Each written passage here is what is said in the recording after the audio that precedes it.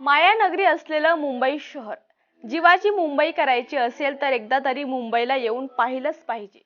आपले स्वप्न पूर्ण करण्यासाठी लोक इथे येतात। मुंबई हे एक असं मायानगरी शहर आहे, ज्यांनी पाहिलं ती मुंबईच्या प्रेमात पडलंच समजा। मुंबईचा लोकल प्रवास, इथले ऐतिहासिक वास्तू, तिथला समुद्र, पंचतारांकित हॉटेल्स, नटनट्यांचे बंगले, बस, लोकल ट्रेन्स आणि काळजात धस्स करणारी तिथली गर्दी।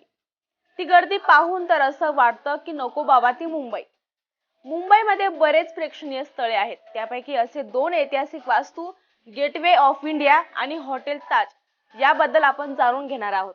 नमस्कार, मी हर्षदा, तुम्ही बघत आहात MCN न्यूज।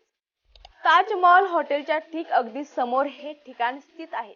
ही वास्तू भारतातील ऐतिहासिक लोकप्रिय वास्तूंपैकी एक। अरबी समुद्रामार्गे येणाऱ्या जहाजांसाठी भारताचे हे एक प्रवेशद्वारच। समुद्रमार्गे येणाऱ्या पर्यटकांचे ही वास्तू स्वागत करते। गेटवे ऑफ इंडिया ही दक्षिण मुंबईमधील एक इमारत।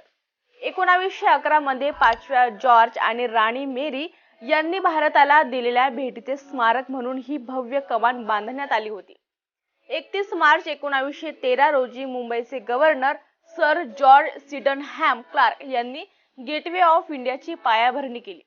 यानंतर गेटवे ऑफ इंडिया ही व्हिक्टोरिया राणीसाठी आणि मुंबईचे नवे राज्यपाल यांच्यासाठी भारताचे प्रतीक म्हणून वापरण्यात आले। 1911 साली ज्यावेळी किंग जॉर्ज पाचवा आणि राणी मेरी यांनी भारतात भेट दिली होती, त्यावेळी त्यांचा एक सन्मान म्हणून या वास्तूची रचना करण्यात आली। प्रत्यक्ष ते दोघं या वास्तूचं फक्त मॉडेलच पाहू शकले। त्यांची भारत भेट ही ऐतिहासिक व्हावी, यामागचा हा उद्देश। स्कॉटिश आर्किटेक्ट जॉर्ज विटेट यांनी या वास्तूचं डिझाईन तयार केलं होतं। गेटवे ऑफ इंडिया बांधताना यामध्ये पिवळ्या बेसॉल्ट दगडाचा वापर करण्यात आला। हा दगड येथीलच परिसरातून आणण्यात आला होता असं सांगण्यात येतं। सगळ्यात महत्त्वाचं वैशिष्ट्य म्हणजे हिंदू आणि मुस्लिम वास्तुकलेतील कोरीव काम, घुमट इत्यादी शैलींचा वापर त्यात करण्यात आला। त्यावेळी गेटवे ऑफ इंडियाच्या बांधकामासाठी 21 लाख रुपयांचे बजेट तयार करण्यात आले होते। ही वास्तू आयताकार असून त्यात 3 भाग आहेत। त्यातील मोठ्या द्वाराची उंची ही 26 मीटर असून त्याचा घुमटाचा व्यास हा 15 मीटर आहे आणि त्याचे जे 4 जाळीदार मिनार आहेत तेही सुंदर आहेत। समुद्र किनारी वसलेली ही भव्य वास्तू आणि त्यालगतच समुद्र किनाऱ्याने गेलेला प्रसिद्ध असा मरीन ड्राईव्हचा रस्ता।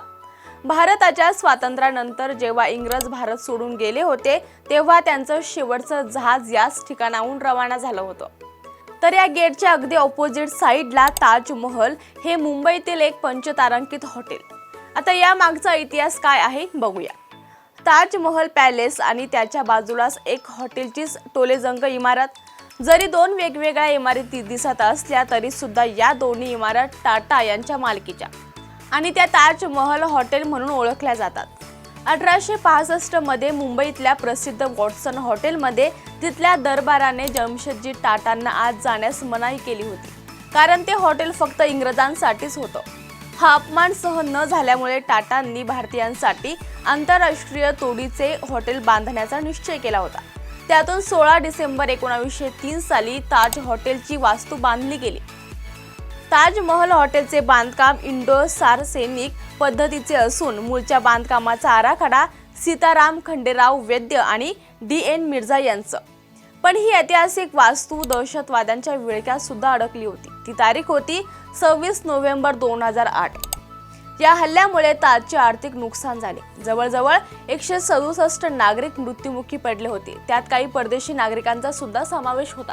पण मुंबई पुन्हा काही दिवसानंतर नव्याने उभारली आणि पुन्हा आमची मुंबई असं म्हणत 15 ऑगस्ट 2010च्या स्वातंत्र्य दिनी ताजमहल हॉटेल नव्याने लोकांसाठी खुली झाली।